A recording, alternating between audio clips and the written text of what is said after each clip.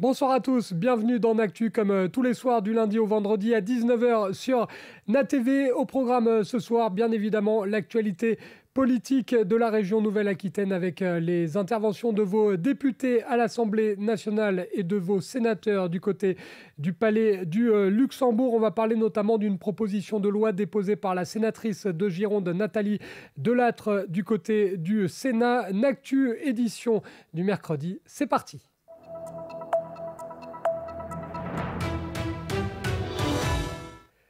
Et avant de s'intéresser à l'actualité politique de la région Nouvelle-Aquitaine, on débute avec l'actu du jour et on file du côté de la Guadeloupe, direction Pointe-à-Pitre, puisque vous le savez, c'était attendu l'arrivée de la 12e édition de la Route du Rhum. Vous l'avez sans doute vécu en direct sur l'antenne de NatTV. Charles Caudrelier a remporté l'épreuve, le skipper du Maxi Edmond de Rothschild, qui décroche sa première Route du Rhum et entre dans l'histoire en battant le record de l'épreuve au passage.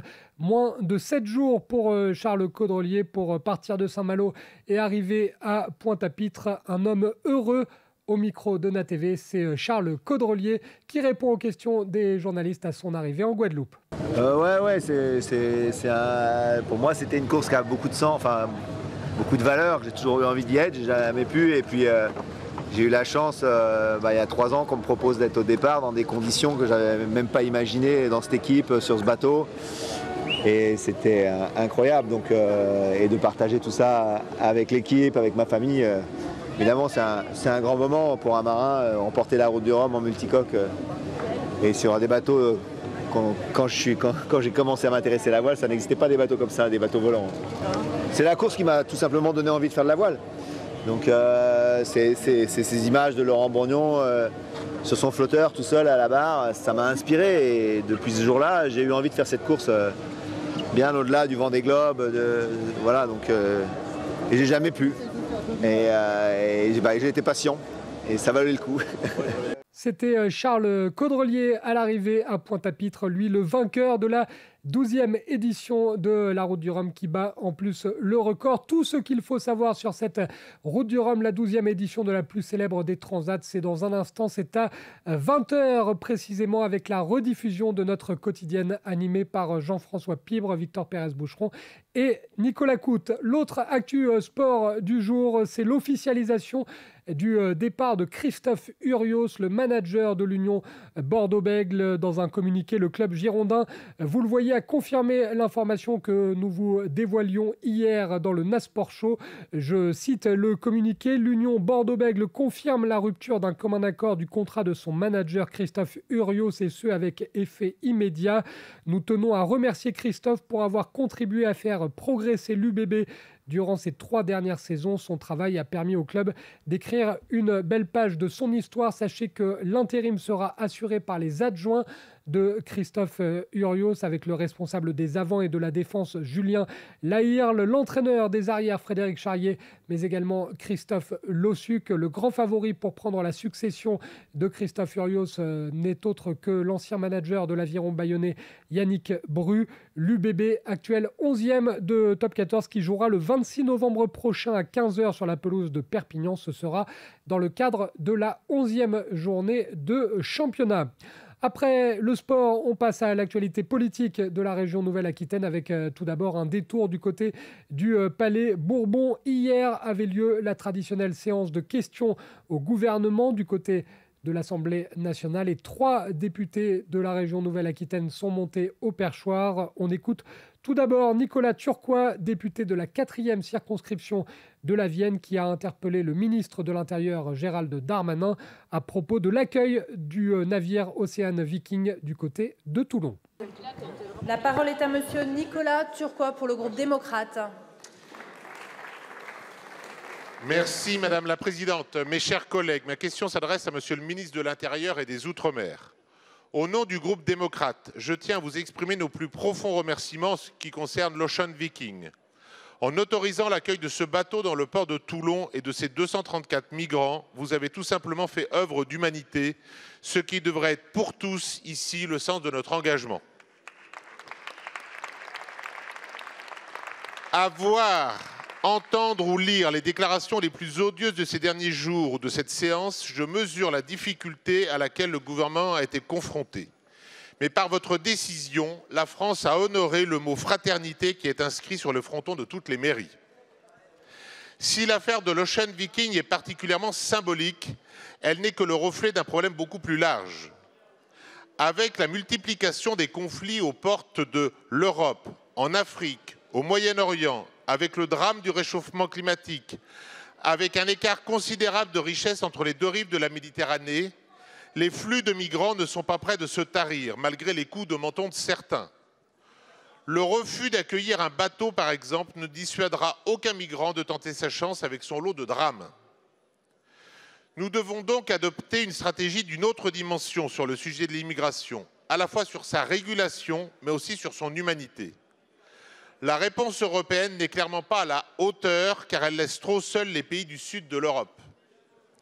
Dans ce contexte, Monsieur le Ministre, pourriez-vous nous expliquer de quelle façon les migrants de l'Ocean Viking vont-ils être accompagnés dans les prochains jours? Et nous dire quelle stratégie le gouvernement va porter sur la question des drames migratoires. La Méditerranée ou la Manche ne peuvent plus être d'immenses cimetières. Je vous remercie. Je vous remercie, mon cher collègue. La parole est à Monsieur Gérald Darmanin, ministre de l'Intérieur et des Outre-mer. Merci Madame la Présidente, Mesdames et Messieurs les députés. Monsieur le député, merci pour vos mots. Évidemment, en dehors de l'événement de ce 11 novembre, il y a de manière générale les flux de migration que nous connaissons, qui viennent, vous l'avez dit, d'Afrique, mais aussi d'Asie, puisque une partie des personnes qui cherchent le refuge sur le territoire européen viennent d'Afghanistan, du Pakistan, du Bangladesh et d'ailleurs, vous le savez, parfois même jusqu'au bout de l'Asie et traversent 2 continents, une mer pour arriver en Europe. Et nous devons en effet, d'abord de façon européenne, organiser la protection de nos frontières et notre nécessaire devoir d'humanité. C'était tout le sens de la présidence française de l'Union européenne qui a porté une première étape du pacte migratoire en échange d'une solidarité plus forte avec les pays du Sud, la Grèce, Chypre, Malte, l'Italie et l'Espagne qui connaissaient cette migration. C'était les fameuses relocalisations. Ces pays s'engageaient à une certaine protection des frontières, notamment par des systèmes comme Eurodac et l'enregistrement de toute personne sur le sol européen. La France demande d'ailleurs à l'Europe d'avoir une demande unique d'asile pour éviter les difficultés pour les personnes migrantes qui arrivent sur le territoire européen. Par ailleurs, ces flux importants de migrants, et qui, vous avez raison, peuvent s'accélérer du fait des crises que vous avez évoquées, pour une partie d'entre eux, veulent passer en Grande-Bretagne. Et c'est évidemment la Belgique et le nord de la France qui subissent depuis plus de 20 ans cette situation, même si aujourd'hui, il y a 10 fois moins de migrants à Calais qu'il y en a eu il y a 7 ans. Mais il reste une partie de population qui veulent traverser la Manche, en effet, et nous devons absolument conclure avec la Grande-Bretagne ce traité européen qui nous permet enfin d'ouvrir une voie légale en Grande-Bretagne. Aussi, nous devrions dire aux Anglais de réformer leur code du marché du travail pour rendre moins attractif, évidemment, l'arrivée des migrants chez eux. Merci, Monsieur le Ministre. Autre député de la région Nouvelle-Aquitaine à prendre la parole hier à l'Assemblée nationale, Stéphane Delautrette, le député de la 2e circonscription de la Haute-Vienne, a abordé le sujet du financement des collectivités territoriales. On écoute cet échange entre Stéphane Delautrette et Christophe Béchu, le ministre de la Transition écologique et de la cohésion des territoires. La parole est à Monsieur Stéphane Delautrette pour le groupe socialiste. Merci Madame la Présidente, mes chers collègues. Ma question est celle que tous les députés de mon groupe auraient voulu poser à Madame la Première ministre, tellement les interpellations des maires et élus ont été nombreuses. Depuis le début de l'année, les finances de nos collectivités sont durement éprouvées par la situation économique du pays.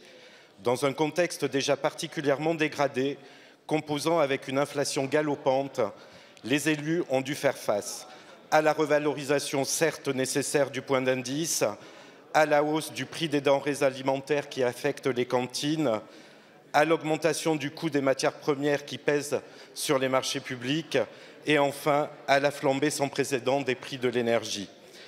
contraintes à présenter un budget à l'équilibre. De nombreuses collectivités se retrouvent dans une situation inextricable.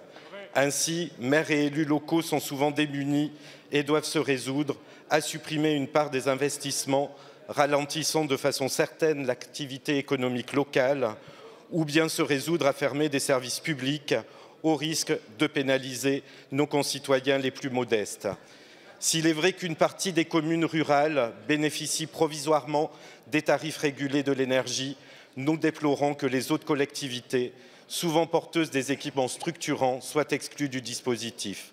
Ainsi, aux côtés des associations d'élus, le groupe socialiste et apparenté a porté avec constance un engagement résolu pour soutenir nos collectivités en exigeant l'indexation de la DGF sur l'inflation, en maintenant la CVAE qui contribue au lien fiscal entre entreprises et territoires, en proposant d'étendre le bénéfice des tarifs réglementés de l'énergie à toutes les collectivités.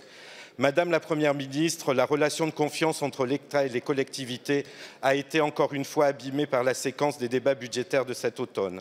Après avoir réintroduit à la hussarde un dispositif d'encadrement des dépenses de fonctionnement des collectivités du type pacte de Cahors.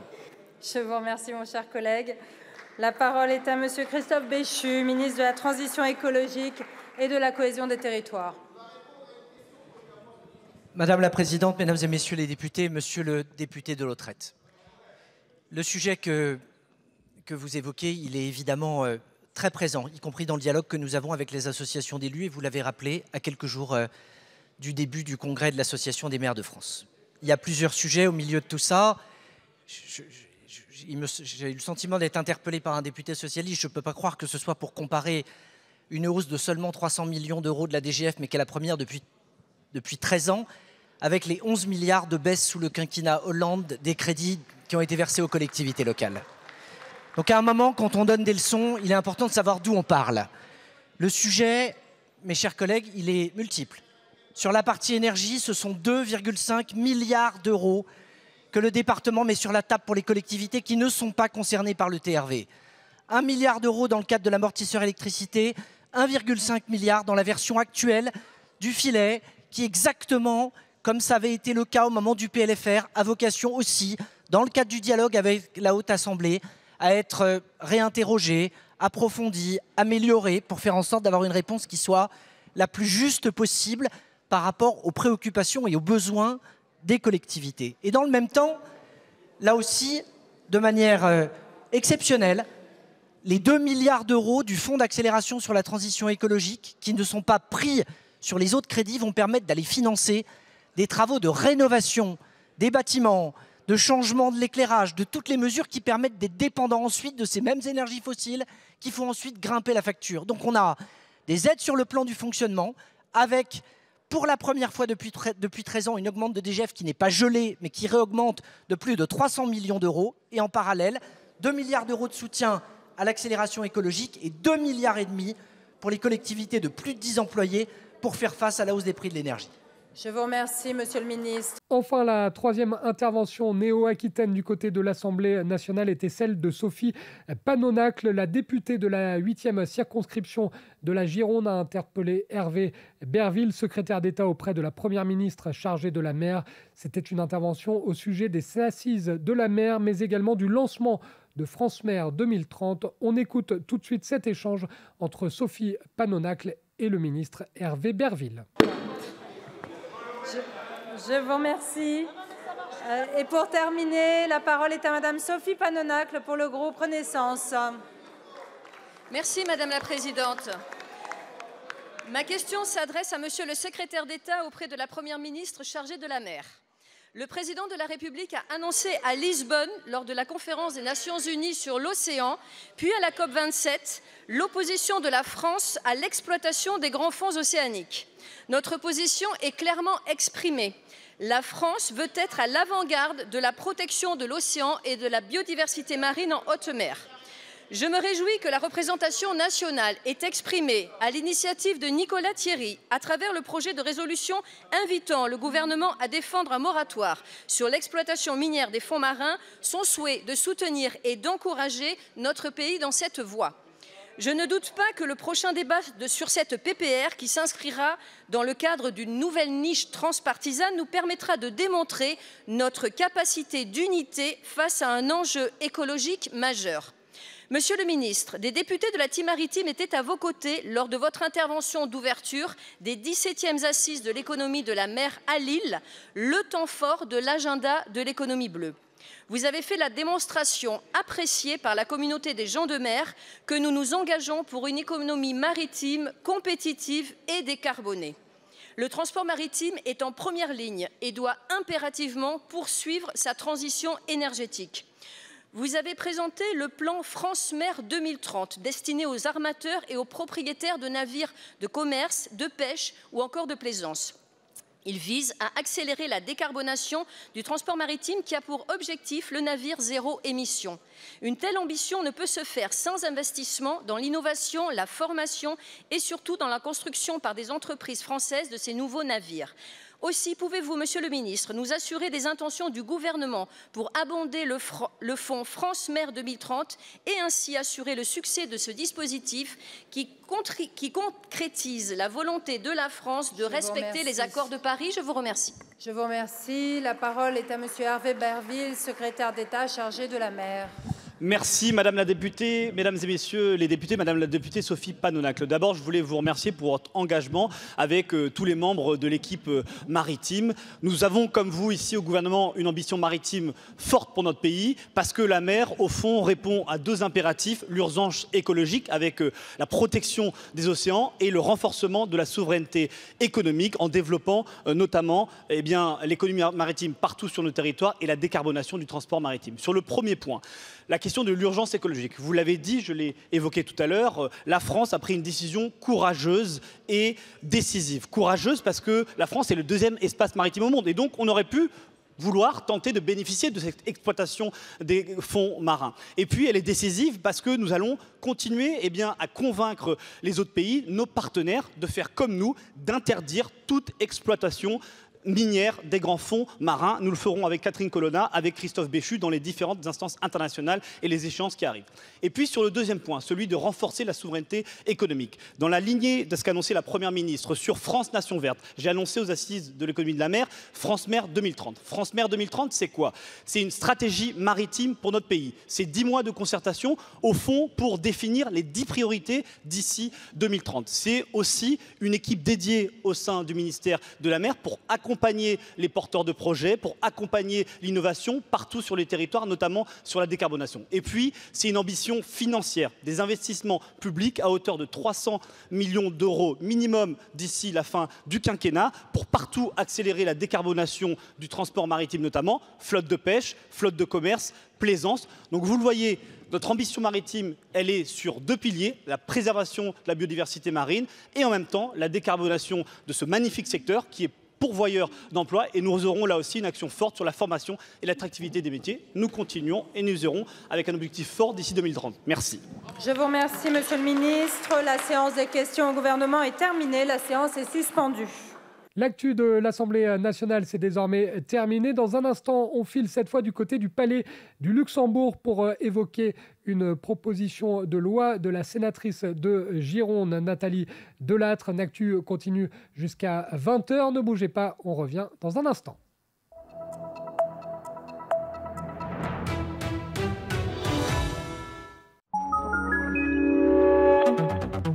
NATV, c'est toute l'actualité de Nouvelle-Aquitaine en temps réel sur le canal 30.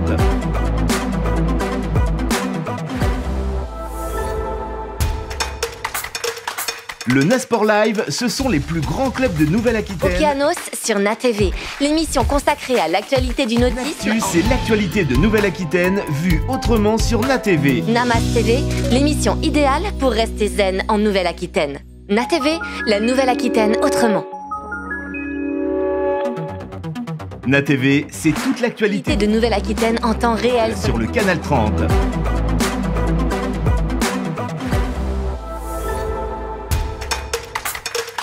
Le NASPORT Live, ce sont les plus grands clubs de Nouvelle-Aquitaine. Okeanos sur NATV, l'émission consacrée à l'actualité du nautisme. L'actu, c'est l'actualité de Nouvelle-Aquitaine vue autrement sur NATV. Namas TV, l'émission idéale pour rester zen en Nouvelle-Aquitaine. NATV, la Nouvelle-Aquitaine autrement. NATV, c'est toute l'actualité de Nouvelle-Aquitaine en temps réel sur le canal 30.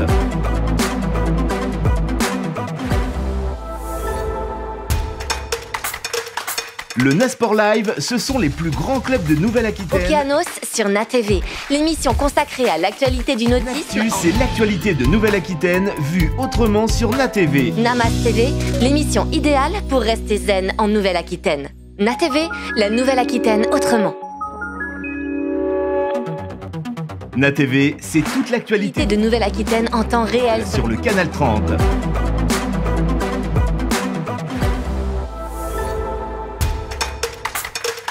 Le Nasport Live, ce sont les plus grands clubs de Nouvelle-Aquitaine. Okeanos sur NATV, l'émission consacrée à l'actualité du nautisme. C'est l'actualité de Nouvelle-Aquitaine vue autrement sur NATV. Namas TV, l'émission idéale pour rester zen en Nouvelle-Aquitaine. NATV, la Nouvelle-Aquitaine autrement. NATV, c'est toute l'actualité de Nouvelle-Aquitaine en temps réel sur le canal 30.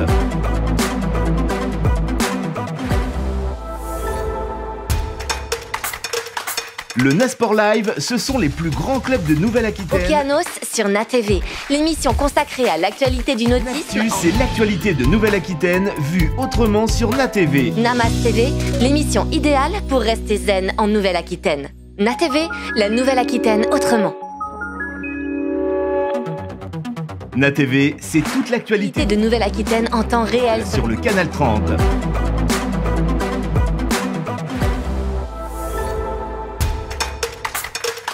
Le Nasport Live, ce sont les plus grands clubs de Nouvelle-Aquitaine. Okeanos sur NATV, l'émission consacrée à l'actualité du nautisme. C'est l'actualité de Nouvelle-Aquitaine vue autrement sur NATV. Namas TV, l'émission idéale pour rester zen en Nouvelle-Aquitaine. NATV, la Nouvelle-Aquitaine autrement.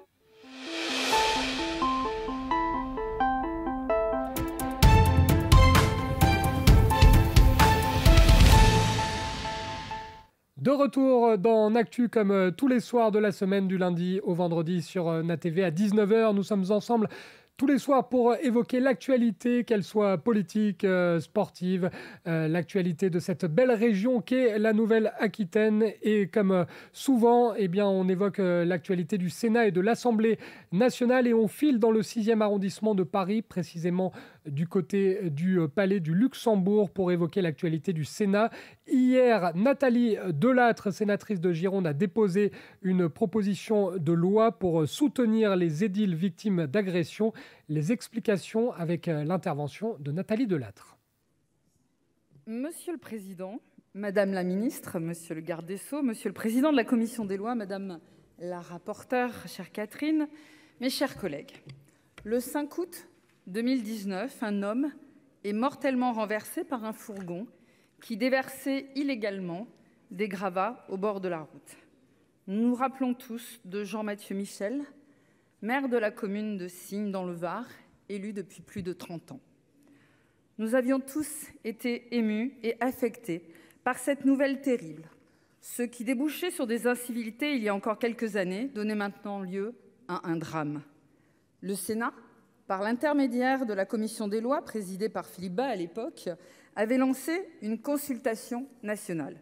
Son rapport sur les menaces et les agressions auxquelles sont confrontés les maires est venu confirmer par des chiffres ce que chacun pressentait.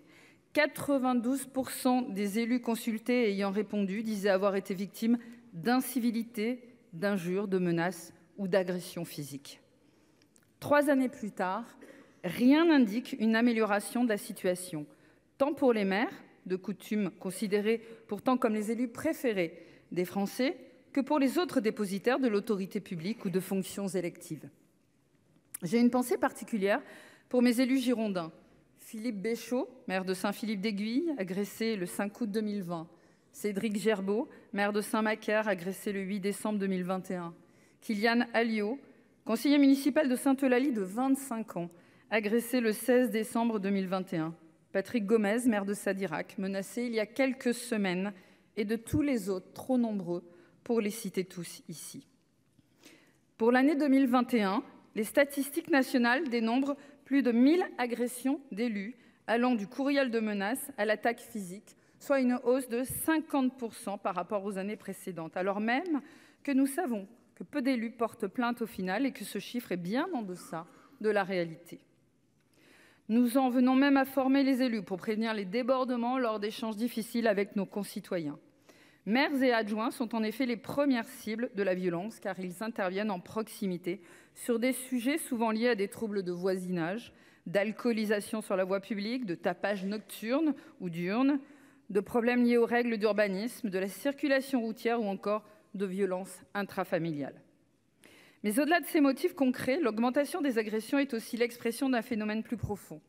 Dans son rapport d'information « Jeunesse et citoyenneté, une culture à réinventer », écrit au nom de la mission d'information « Culture citoyenne », notre collègue Henri Cabanel a souligné combien la distance entre les citoyens et le pouvoir politique s'accroît.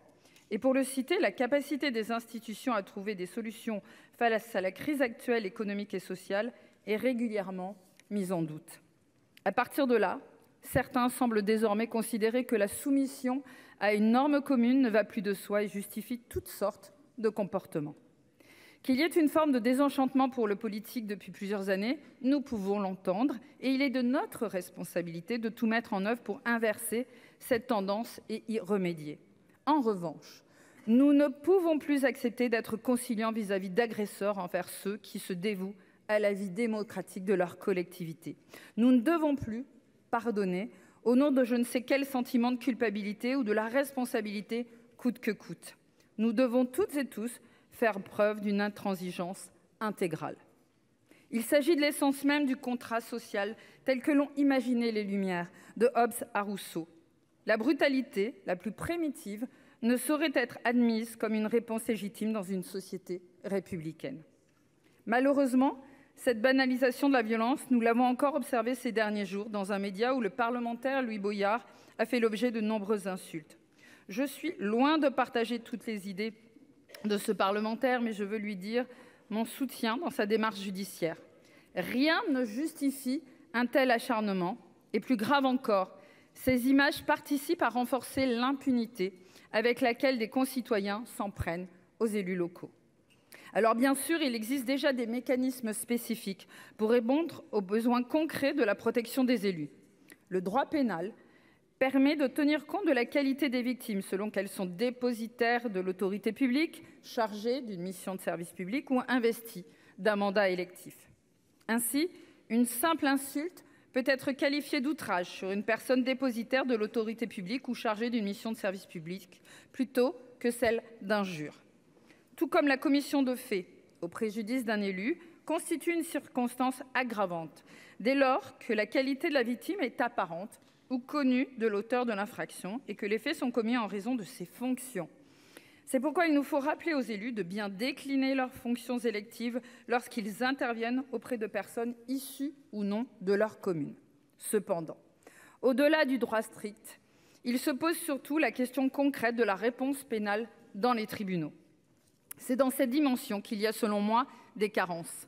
Dans de trop nombreux cas, et malgré la récurrence des faits et leur gravité, nous observons que la poursuite judiciaire n'aboutit pas souvent. Et c'est le déclencheur de ma proposition de loi que nous étudions ce soir et co-signée par 95 de mes collègues sénateurs, que je remercie, dont Éric Gold, qui avait déposé également un texte en la matière. Le gouvernement a d'ailleurs conscience de cette carence, puisque dans une circulaire du 7 septembre 2020, vous avez, monsieur le garde des Sceaux, procédé à un rappel auprès des procureurs. Vous avez enjoint d'une part de toujours veiller à retenir des qualifications pénales applicables qui prennent en compte la qualité des victimes lorsqu'elles sont dépositaires de l'autorité publique ou chargées d'une mission de service public ou investies d'un mandat électif. Et d'autre part, vous avez insisté sur un point qui amène à l'objet même de ma proposition de loi, une réponse pénale systématique et rapide qui doit être apportée par les parquets. Or, loin d'être systématique, nous avons en effet pu constater que seulement une poignée d'agressions verbales et physiques envers les élus de la République donne lieu à une suite judiciaire. Et dans les rares situations où une procédure judiciaire est enclenchée, on enregistre un très faible nombre de condamnations, même en cas d'agression physique. Dans la plupart des cas, les plaintes sont soit classées sans suite ou ne font l'objet d'aucune suite pénale, même pas un rappel à la loi ou de mesures d'éloignement du territoire de la commune. Il y a donc urgence a proposé que les élus victimes soient mieux soutenus dans l'engagement d'une procédure pénale pour que leur soit rendue justice. Pour cela, j'ai considéré, en travaillant avec l'Association des maires de France, que les associations d'élus sont les plus à même d'épauler leurs édiles dans une bataille judiciaire, car capables de mettre à disposition leurs expertises ainsi que leurs ressources. C'est pourquoi cette proposition de loi entend permettre aux différentes associations nationales d'élus, au premier rang desquelles l'AMF, l'ADL et Régions de France, sans oublier la MRF et toutes les autres, de se constituer partie civile pour accompagner au pénal tout élu qui aurait donné préalablement son accord. Actuellement, le droit en vigueur, à travers l'article 219 du Code de procédure pénale, ne permet qu'aux associations départementales affiliées à l'Association des maires de France d'intervenir pour les seuls élus municipaux. Je considère qu'il est impératif d'élargir ce dispositif aux associations nationales et nos institutions pour couvrir l'accompagnement de l'ensemble des élus, qu'ils soient locaux, départementaux, régionaux, nationaux ou européens. Le dispositif que je propose ne vise pas seulement les agressions physiques. Il permet également qu'une association nationale d'élus intervienne en cas de dégradation d'un bien d'un élu ou lorsque la victime est l'un de ses proches. Il prévoit également l'incrimination de l'exposition délibérée des informations relatives à la vie privée, familiale ou professionnelle d'une personne, permettant de l'identifier ou de la localiser aux fins de l'exposer ou d'exposer les membres de sa famille à un risque direct d'atteinte à la personne ou au bien. Des avancées majeures attendues depuis des mois par nos élus. Enfin, je voudrais saluer l'excellent travail de la rapporteure Catherine Di Folco et de son administrateur Pierre-François Coppolani et remercier l'implication de tous nos collègues pour avoir en commission des lois proposé des améliorations notables.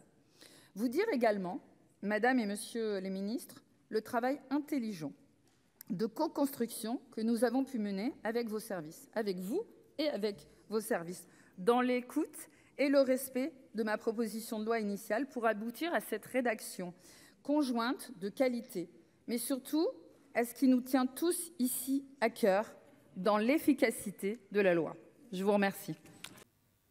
C'était donc l'actualité du Sénat. L'actu est désormais terminée. Je remercie Paul Maison-Rognaud à la réalisation de cette émission qui sera, comme d'habitude, disponible en replay sur la page YouTube de NATV. Je vous rappelle l'actu du jour, c'est la victoire magnifique de Charles Caudrelier qui a décroché le record et qui a remporté la 12e édition de la Route du Rhum. Je vous laisse en compagnie de Jean-François Pibre, de Nicolas Cout et de Victor Pérez-Boucheron pour la rediffusion de la quotidienne consacrée à la Route du Rhum, le débrief de la victoire de Charles Caudrelier, plein d'invités dont Franck Camas qui sera dans cette quotidienne et puis des infos sur Virtua Regatta, le point sur toutes les autres catégories. Restez avec nous si vous êtes fan de voile, vous allez vous régaler. Je vous souhaite une très bonne soirée à l'écoute de NATV.